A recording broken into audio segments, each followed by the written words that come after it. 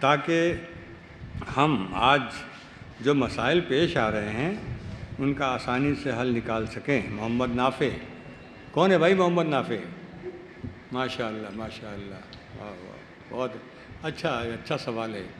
سوال اس لیے اچھا ہے کہ آپ کو لگتا ہے کہ اپنے آس پاس کے حالات کا کچھ احساس ہے، بہت اچھی بات ہے۔ اس کا جواب تو ہم دے ہی چکے ہیں کہ آپ ان کتابوں کو دیکھیے۔ مثال کے طور پہ مولانا کی تاریخ دعوت و عزیمت ہے، آپ پڑھیے، سیرت سید احمد شہید پڑھیے، تو آپ کو لگے گا کہ جب ان لوگوں نے اتنے سخت حالات میں اس زمانے کے مسائل کا سامنا کیا تو وہیں سے ہم کو بھی سبق حاصل کرنا ہے، وہیں سے رہنمائی حاصل کرنا ہے۔ لیکن ایک بات ہے، پہلے اپنے حالات کی وجہ جاننے کی کوشش کیجیے کہ آج کے حالات ایسے ہوئے تو کیوں ہوئے، کیوں ایسے حالات ہوئے۔ تو یہ ایک الگ چیز ہے، یہ کیوں ہمارا ہر جگہ ہم کیوں ضرور لگا دیتے ہیں۔ لیکن یہ ایک اچھی بات ہے، مولانا کی کتابیں پڑھیے، مولانا علی میاں صاحب رحمۃ اللہ علیہ کی، تو انشاءاللہ بہت چیزیں، اور پھر اس کے بعد اور آگے بڑھیں گے تو ہم تو یہ کہیں گے دارالمصنفین کی جتنی کتابیں ہیں سب پڑھ جائیے، اس سے اچھی کوئی کتاب اردو ادب میں ہے نہیں، ڈنکے کی چوٹ پہ کہتے ہیں۔ دارالمصنفین سے بڑھ کر کوئی کتاب، اس لیے کہ اس میں ساری خوبیاں ہیں۔ بعض کتابیں اس میں معلومات بہت ہیں مگر اسلوب نہیں ٹھیک ہے، کہیں پہ زبان نہیں ٹھیک ہے، کہیں بھی تاریخی واقعات میں وہ استنادی حیثیت کمزور ہے۔ لیکن دارالمصنفین یا ندوے کے فارغین کی کتابوں میں الحمدللہ یہ تمام چیزیں نہیں ہیں، جو کچھ بھی ہے اعلیٰ پیمانے پر ہے، تو اس کو آپ پڑھیے۔ اور دوسری بات یہ ہے کہ ابنائے ندوہ نے جس طرح حیرت انگیز کارنامے کر کے دکھائے تو آج ہم لوگ کس طرح یہ کر، وہی تو کہہ ہی رہے تھے، اپنے آپ کو پہچانیے، اپنی طاقت کو پہچانیے۔ میدان میں آنا ہے تو پہلے دیکھ لیجئے کہ بازو کتنے ہیں، اس کے لحاظ سے آپ جو ہے اپنی طاقت کو پہچانیے۔ آپ میں ساری طاقتیں ہیں، مقابلہ کرنے میں تو مزہ آتا ہے، مقابلہ نہ کرنا ہو تو پھر زندگی کا مزہ کیا ہے۔ جو حالات ہیں انہی حالات ہی میں تو اللہ میاں کو بدلتے ہیں، لیکن آپ میں ہمت ہونی چاہیے، یہ ہے۔ اور یہ کہ آج کے طلباء میں وہ امتیاز شاید باقی نہیں رہ گئی۔ ہاں یہ صحیح بات ہے، بالکل صحیح بات ہے۔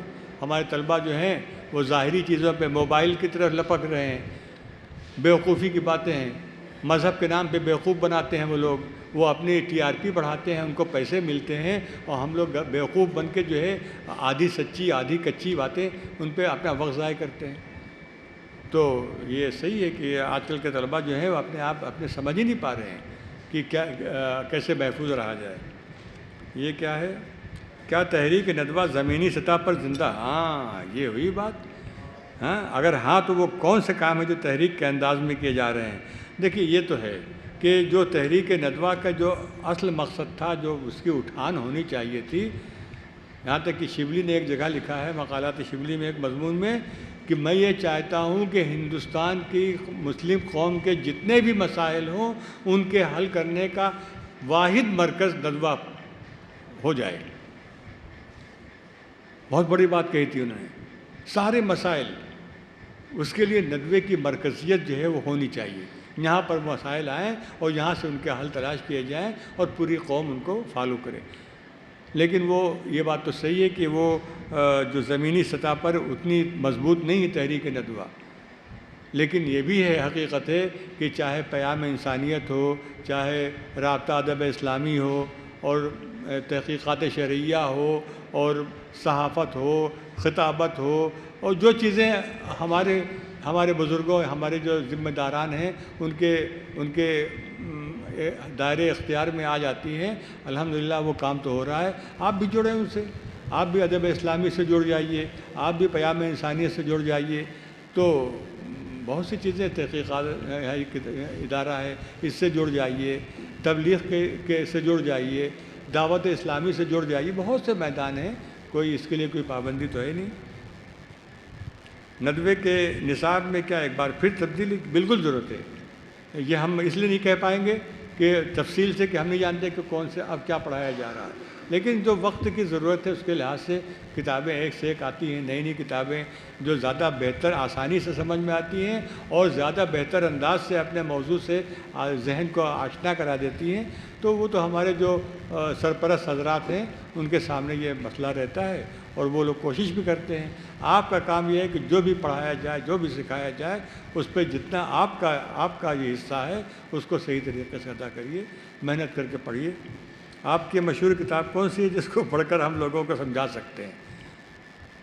ہماری تو کوئی ایسی کتاب ہے نہیں، ہمیں تذکرۃ الفقہاء لکھی ہے، شاہ بانو کیس کے اوپر لکھا تھا، نان نفقہ اور سپریم کورٹ کا فیصلہ، لیکن ہم نے تقریباً 10,000 سے زیادہ صفحات ہمارے معارف کے اور مضامین کی شکل میں ہیں، وہ تو ہم جمع نہیں کر پائے ہیں اور اس کو پڑھنے کی ضرورت بھی نہیں۔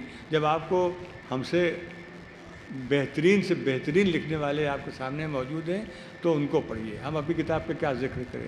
ویسے ہر مصنف کو اپنی کتاب سب سے زیادہ عزیز ہوتی ہے کہ ہماری کتاب، جیسے اپنی اولاد سب سے اچھی لگتی ہے نا، ویسے مصنف کو اپنی کتاب سب سے اچھی لگتی ہے۔ تو کبھی موقع مل جائے تو تذکرۃ الفقہاء دیکھ لیجیے گا۔ کیا ندوے کے معیار میں کمی آئی ہے؟ اگر کمی آئی ہے تو اس کمی کو کیسے آپ پور کریں گے؟ اگر کوئی کمی ہے تو آپ خود سے سمجھیں گے۔ دیکھیے، ایک وقار ہونا چاہیے، وہ جو وقار، وہ سنجیدگی جو زمانے کو مطلوب ہے آپ کی شخصیتوں سے، اس کو تو برقرار رکھنے کا کام آپ ہی کر سکتے ہیں اور کوئی نہیں کر سکتا، بس یہ ہے۔ ارے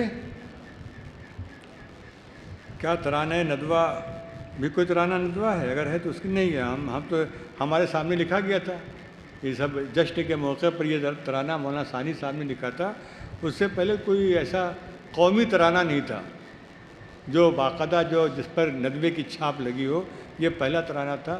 اب کچھ لوگوں نے اپنے طور پہ لکھا ہوگا تو وہ ایک الگ بات ہے، الگ انفرادی کوشش ہے۔ موجودہ حالات میں آئی لو محمد کے سلسلے میں آپ کی کیا رائے ہے؟ ظاہر بات ہے، دیکھیے نبی کریم صلی اللہ علیہ وسلم سے اگر محبت نہیں تو ہمارا وجود ہی بیکار ہے، ہم مسلمان ہی نہیں ہیں۔ ہم لاکھ نماز روزہ کر لیں، سب کچھ کر لیں، لیکن اللہ کے رسول صلی اللہ علیہ وسلم کی محبت سے ہمارے دل خالی ہیں تو سب بیکار ہے، کچھ بھی نہیں، کوئی فائدہ نہیں، ہم مٹی کا ڈھیر ہیں۔ ہمارا وجود ہے محمد عربی سے ہے، عالم عربی، وہ تو ان کے لیے کہا گیا تھا۔ خدا حقیقت یہ ہے کہ کائنات کا وجود جو ہے وہ محمد صلی اللہ علیہ وسلم سے ہے، لیکن یہاں جو سیاسی بازیگر ہیں یہ اپنے سیاسی فائدہ اٹھانے کی کوشش میں یہ اس قسم کی چیزوں کو اٹھاتے ہیں۔ تو اگر ایسا ہے تو خاموش رہو، کیا ضرورت ہے پیچھے چپکا کے لکھنے کی؟ کوئی وہ اسٹیکر ہے کیا ہے؟ اگر محبت ہے تو دل میں ہو، اپنا دل جس دن کہیں دل چیر کے دکھاؤ تو دکھا دیں، کاغذ اور کپڑے کے اوپر لکھ کے محبت کا اظہار کوئی بہت زیادہ اچھی بات نہیں ہے، لیکن وہ جذباتی نوجوانوں کا رد عمل ہے، اللہ تعالیٰ یہ وقت بھی نکال دے گا۔ یہ ہے نوجوانوں میں کس طرح کام کیا جاتا ہے، یہ تو ترقی بڑھتی ہوئی ارتداد کی لہر کے لیے بہت اچھا ہے۔ ارتداد صرف یہ نہیں ہوتا ہے کہ صرف مذہب بدل دیا، ارتداد یہ ہے کہ ہم نے اپنی ثقافت، اپنی تہذیب، اپنی تمدن، اپنی روایات کو بھی اگر ہم نے پلٹ دیا ہے تو وہ بھی ارتداد ہے، وہ فکری ارتداد ہے۔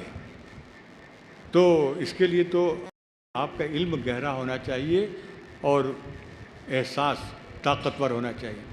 نہیں، ہم یہ جو مرتد ہونے کے قریب ہے، اس کو کہیں معلومات کی کمی ہے، اس کی سوچ میں کمی ہے، اس کو درست کرنا ہے، اسے نفرت کا اظہار نہیں کرنا ہے بلکہ اس کا علاج کرنا ہے۔ جیسے کوئی بہت برا مریض ہو تو یہ تو مرنے والا ہے اس لیے چھوڑو، نہیں، اس کی صحت یابی کی آخری حد تک کوشش ہونی چاہیے، ہے نا؟ بات سمجھ میں آ رہی نا؟ تو ارتداد سے ڈرنا نہیں چاہیے لفظ سے۔ ندوے کے ترانے میں ہے بے باک بنے خوددار بنے، کیسے بے باکی اور خودداری تو بھائی اپنے ہاتھ میں ہے، اپنے ہاتھ میں ہے۔ بے باک کا مطلب بدتمیز نہیں ہے، لیکن حقیقت کے اظہار میں ہم کو کوئی جھجک نہیں ہونی چاہیے۔ بدتمیزی الگ چیز ہے اور بے باکی الگ چیز ہے، تو اس کا فرق تو آپ کو اپنے اساتذہ سے، اپنے سینئر طلباء سے، اپنے ان لوگوں سے جن سے آپ سے محبت ہے ان سے آپس میں ڈسکس کریں، یار یہ خودداری ہے کیا؟ خودداری یہ ہے کہ یہ ہاتھ پھیلے گا نہیں، یہ ہاتھ پھیلے گا نہیں لینے کے لیے، یہ ہاتھ دینے کے لیے آئے گا۔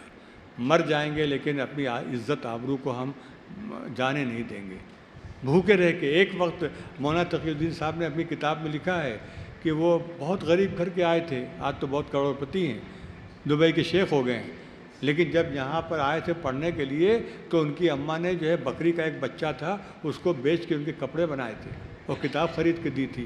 وہ کہتے ہیں اسی بورڈنگ میں, اسی شبلی ہاسٹل میں وہ جاتے تھے, سب لوگ جائیں کینٹین میں اپنا ناشتہ کرنے, کوئی پوری کھا رہا ہے, کوئی مکھن بند مکھن کھا رہا ہے. ان کے پاس اتنے پیسے غریب کے پاس کہاں, تو کہتے ہیں کہ ہم ڈالی گنج سے جا کے چنے لے کے آتے تھے اور گڑ, اور وہاں غسل خانے میں جا کے بند کر کے کھا کے اور ایسے خود ٹھاٹ سے پہنچتے ہوئے آتے تھے کہ ہاں کھا لیا.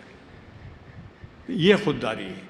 یہ خودداری ہو جاتی ہے کہ کسی سے یہ نہیں کہیں کہ چلو یار ناشتہ کراؤ, یا کسی سے ادھار لے کے ناشتہ کر لیا, نہیں.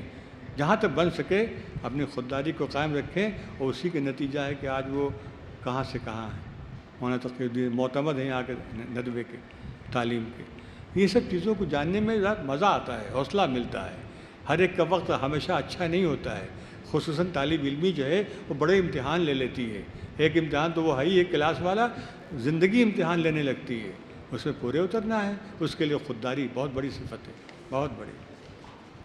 آزادی سے پہلے جب دیوبند کیا تعلیم کے لیے علی گڑھ سے تو ندوے کی ضرورت کیوں پڑی؟ یہی تو ہم کہہ رہے ہیں, ندوہ ایک راہ اعتدال پہ, ایک طرف افراط, ایک طرف تفریط, ایک طرف بھاگے جا رہے ہیں, اپنا مذہبی بھولے جا رہے ہیں, اور ایک طرف یہ عالم ہے کہ نئے زمانے کے علوم سے کوئی ان کو وہ کفر کے فتوے دے رہے ہیں. تو ایسا نہیں ہے, بیچ کے راہ چلے, اس لیے ندوہ بناتے. کیا طیب اردگان علی میاں کے شاگرد ہیں؟ شاگرد تو نہیں ہیں باقاعدہ, لیکن ان کی کتابوں کو پڑھا ہے, ان سے بتاتے ہیں وہ. خطابت ایک فن ہے, مہارت حاصل کرنے کے لیے کن کتابوں کو؟ تو ایک تو ہے کہ تقریر کیسے کی جائے, وہ سب خطابت نہیں آتی. خطابت اپنے دل کا جو جذبہ ہے نا, اس کو مضبوط کرنا ہے. اپنے دل کا, ہم کو اپنے بھائی سے کیا بات کہنی ہے پرزور انداز میں. بس جس دن یہ فن آ گیا اس دن آپ خطیب اعظم ہو گئے. کتابوں کے لیے بنیادی چیز کیا؟ وہی ہے, اچھی کتاب پڑھنا, اور کیا ہے.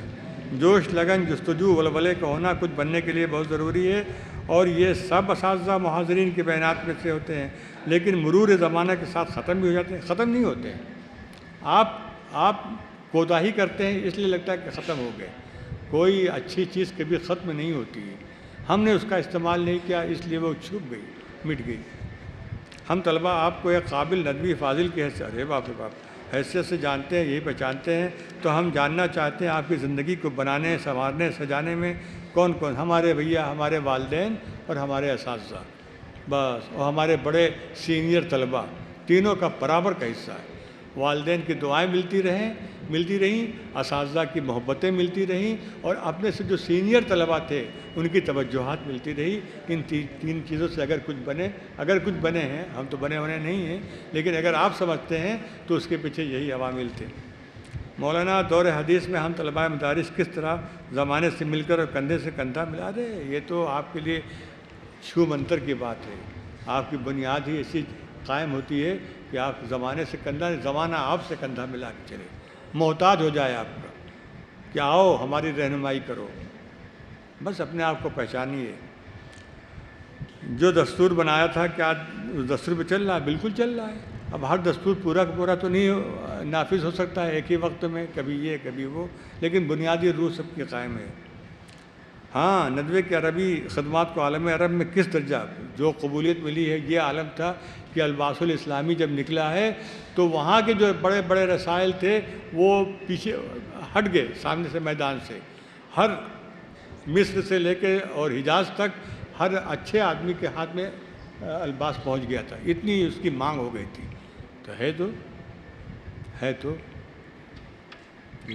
آج کے دور میں ندوے کا اعتدال کس منہج؟ یہ اعتدال تو خود ہی ایک منہج ہے, اس میں کوئی وجہ. پہلے رسائل کم تھے مگر ایک سے بڑھ کر ایک عبقری شخصیت نے جنم لیا. آخر کیا وجہ ہے کہ وسائل کی بھرمار ہونے کے باوجود نتائج ویسے نہیں؟ ہر زمانے کے حالات الگ الگ ہوتے ہیں. ہم یہ سمجھتے ہیں کہ تب بہت اچھے لوگ تھے, آپ یہ سمجھتے ہیں. ہم یہ سمجھتے ہیں کہ آج کی جو نئی نسل ہے ندوے کی, وہ ہم سے کہیں زیادہ اچھی ہے. یہ حقیقت ہے. آج کے جو ہم نے دیکھے ہیں نوجوان اساتذہ, ان کی جو صلاحیتیں دیکھی ہیں تو رشک آتا ہے. کہ اتنی آسانی سے بول لیتے ہیں، روانی سے بول لیتے ہیں عربی زبان میں اور لکھ لیتے ہیں، یہ پہلے تو نہیں تھا۔ تو الحمدللہ ندوے کا جو معیار ہے تعلیمی وہ آگے کی جانب رواں دوا ہے۔ اب اس کا حصہ آپ بنیں گے انشاءاللہ، آپ ہراول دستہ ہوں گے۔ اب آپ اپنا فیصلہ کریے کہ ہم کو آگے کہاں تک جانا ہے، یہ آپ کے ہاتھ میں ہے۔ مولانا مغیری نے جن مقاصد کے تحت ندوہ قائم کیا تھا، کیا نہ کہا، بالکل ہے، نہیں ہے کا کوئی سوال ہی نہیں۔ ندوہ آج بھی اپنی پہچان بنائے ہوئے ہے، الحمدللہ نیک نام ہے۔ اور یہ کیا ہے، میرا سوال ہے کہ حضرت تعلیم میں تفریق کی وجہ کیا ہے؟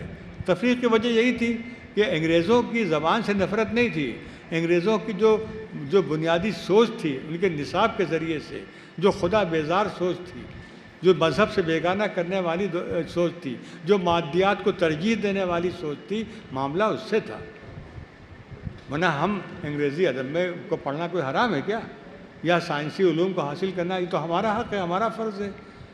نہیں، وہ جو فکری لحاظ سے جو ان کی یلغار تھی اس کے خلاف تھا یہ۔ ہم مدارس میں فقہ کو پڑھتے ہیں، مگر کسی بڑی کمپنی کو کوئی کیا ہے کی ضرورت پڑتی ہے ایڈوائزر کی، تو وہ 2 سال والے کورس کی ہے، تو ان کے اپنے معیارات ہیں، تبھی تو ان کا انجام بھی دیکھ رہے ہیں کہ آج دنیا کی معاشی حالت کیا ہو، دیوالیہ، پوری دنیا دیوالیہ ہو گئی، ہر طرف ایک ہی مسئلہ ہے اور وہ ہے معاشی پریشانی، جو ہے وہ لوٹ میں لگا ہے۔ اس کی وجہ یہی تھی کہ نااہل لوگ جو ہیں ذمہ دار ہو گئے، بس یہ۔ وآخر دعوانا، آپ کوئی نہ پوچھے بھائی، وہ تھک گئے۔